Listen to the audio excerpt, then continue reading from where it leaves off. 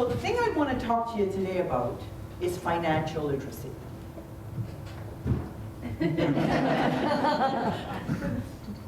The thing we seem to be the worst at as a group is dealing with our money. It doesn't matter whether we're male or female, old or young, educated or not, a higher socioeconomic background or a lower socioeconomic background. None of us know how to manage our money properly. The problem is so bad. The problem is, I'm so loud. The problem is so bad that there was actually a commission struck to study literacy issues in Canada. And in 2011, they brought down their study, their results, they presented them to us, and then nothing. Zip, zero, zilch. Nothing has happened since then. And the reason nothing has happened is because there is only one answer to the financial literacy issue, and that is personal responsibility. So sorry.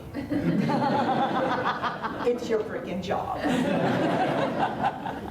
So, I don't know why it is that we are under the impression that there is somebody out there with a magical can opener that's going to come along and open up the tops of our skulls and pour all the crap we need to know into our brains so that we will become financially literate. I don't understand why it is we think that we need to shuffle this job off to the school system, because of course there have never been any teachers on my shows. Why is it that this is not a discussion that's taking place at home, in the supermarket, on the way to the grocery store, on the way to buy the school supplies? Why these conversations aren't happening is beyond me. It's almost like we think there's some magic answer. And you know, it's that very sense that there's a magic answer that leads us into all kinds of other problems. That search for the magic answer means we are very susceptible to shams, to charlatans, to the guys who want to stick their hands in our pockets. Hands in my pocket, hands in my pocket.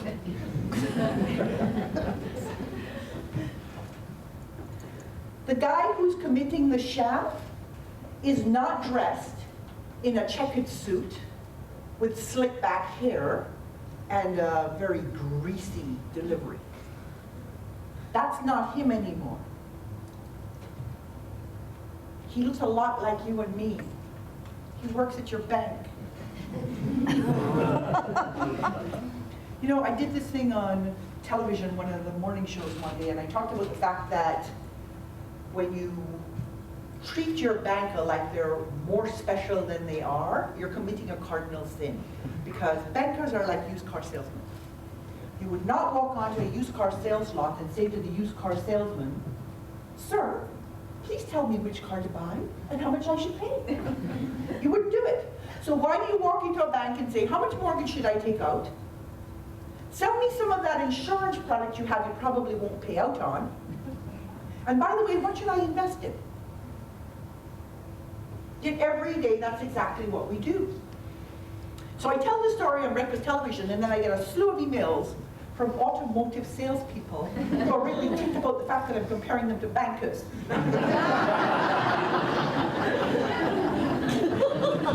Yeah! So what is it about money that makes us so afraid, that makes us paralyzed to take responsibility for using it? What is it? In Money Rules, the new book that I just wrote, I talk about the fact that the people who don't take control of their money, the people who don't do the right things, fall into two categories: lazy or stupid. So I say this at a college recently, and I get a whisper from the audience that says, "Or afraid." And it's true. It gives me pause to think. Because she's right. Some people are just afraid. But you know what? I'm here today to tell you, you don't have to be afraid. There's nothing actually to be afraid of. Because the reality is that 85% of what you have to do with your money, 85% of it is simple. 15% is a bit harder. 15% is the investing, some of the insurance stuff, the estate planning. That's complicated, has a lot of difficult language in it, confusing, you need an expert. 85% you can do yourself. No, I said it was simple, right? Not easy. Nah, you know why it's not easy? It's not easy because it's going to require that you make changes in your behavior. And we hate that. We freaking hate that. We don't want to have to stop and think whether we can go into that store and buy that item, or whether we can drive through and get that cup of coffee. We just want to do it. Simple, but not easy. So of course your next question is, what exactly do I have to do? What exactly is involved in this oh so simple thing, Gail? 3 things. The first one you're going to hate the most. I tell you right now, you're going to hate it. You have to do a spending analysis. If you don't currently know where your money is going, you can't possibly take control of it. You can't be in charge of your money if right now your money is going places and you don't know where that is. The best example of this is the grocery store. Okay? People go and they make a budget, and they decide to themselves, okay, look, groceries, how much do I spend on groceries? I think $400. That's what we spend on. Take $400 out of the air, and I'll plop it on my budget. And then they go to the grocery store, and they buy all the things they usually buy, and they come home, and they've spent $600, and they say, see, budgets don't work. Wasn't the budget. What's that saying in computer world? Garbage in, garbage out. Same thing on your budget. If you don't know you've been spending $600 on groceries, how do you know you have to change your behavior to spend only $400, which is your plan? And it applies to every single category in your budget. The number one thing people are shocked at when I do a spending analysis for them is how much money they're spending.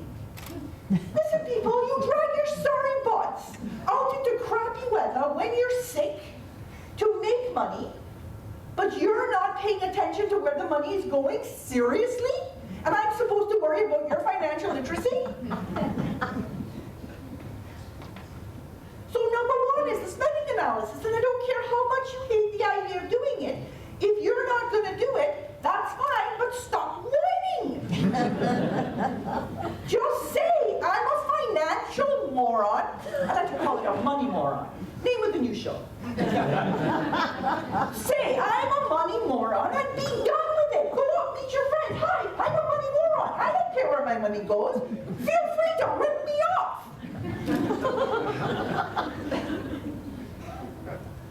Okay, so that's part one. Part two is, of course, the budget.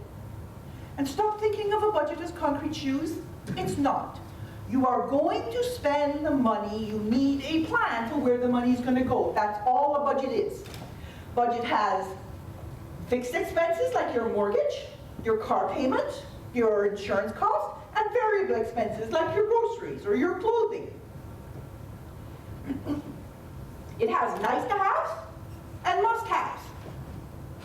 The must-haves need to go in first.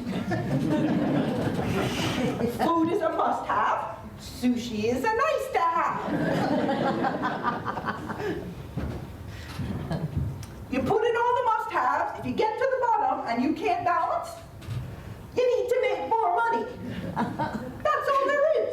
There's no magic. People write to me all the time. I don't have enough money. What should I do? I'll get out my magic wand and I'll see what I can do for you. Make more money. You have to work 2 jobs. You have to work 3 jobs. I don't care how many jobs you have to work. When it comes to the nice-to-haves, you can't have them all. You got to make some choices. I'm doing presentations at universities right now, and the thing that I'm saying to people is you can't have the big student loan, the big house, the big belly, and the big wedding all at the same time. You gotta pick one.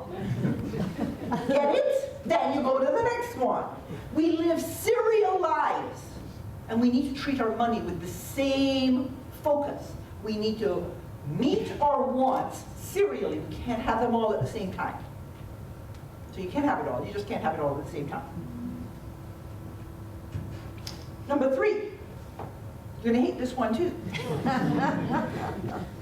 So we did spending analysis. Then we took those amounts and put it in the budget and made the budget balance. And now what do we have to do?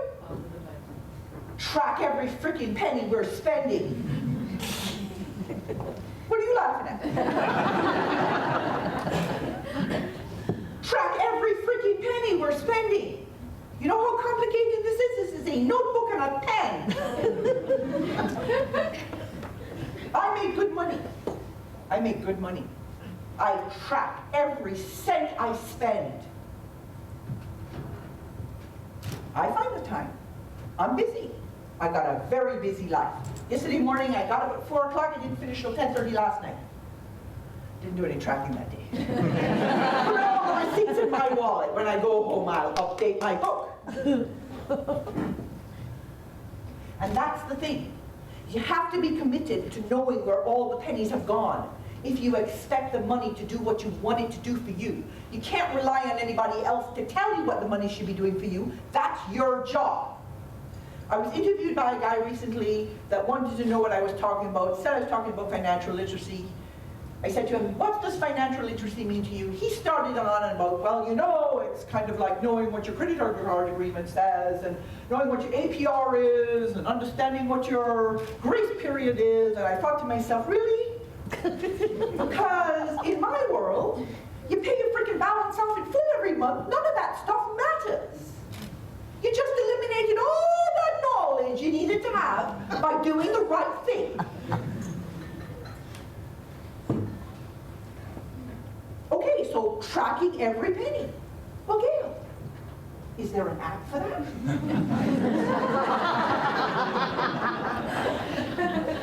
Lazy people like apps, because you can walk into the coffee store and you can go, I'll have an extra tall, grande, frothy, mocha, light blend, whatever. And then you can put into your app $7.43.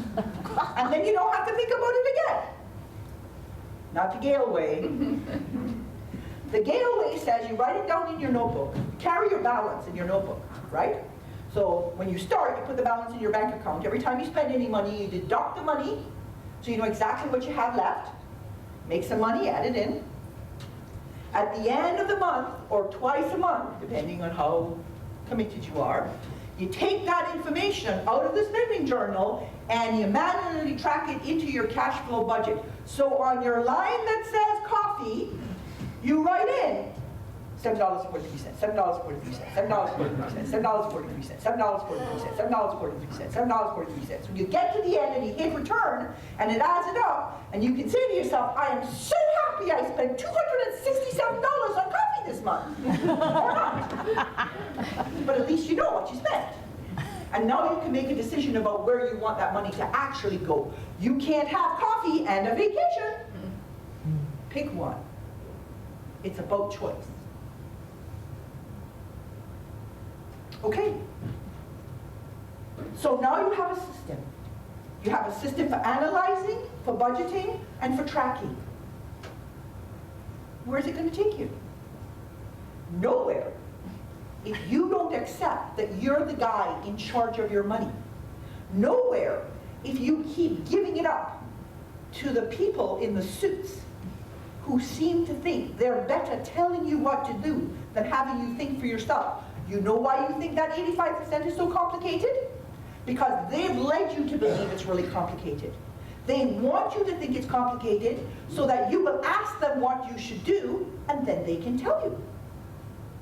You do know financial institutions are profit-making organizations, right?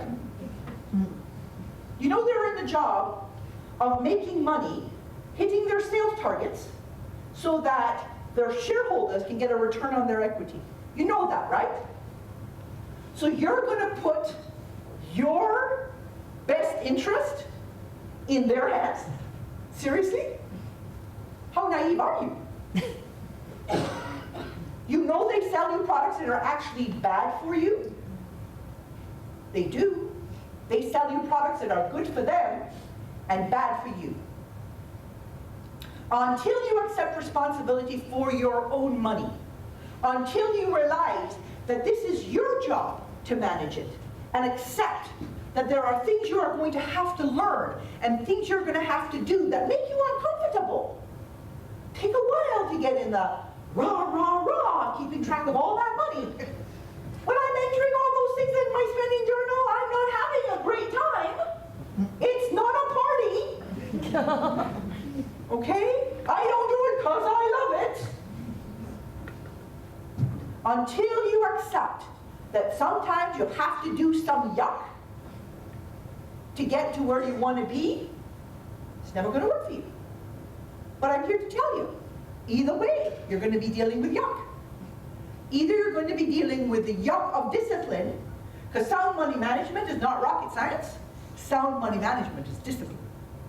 So either you're going to be dealing with the yuck of the discipline, or you get to embrace the yuck of regret. You get to decide. It's your life. It's your sorry butt. It's your money.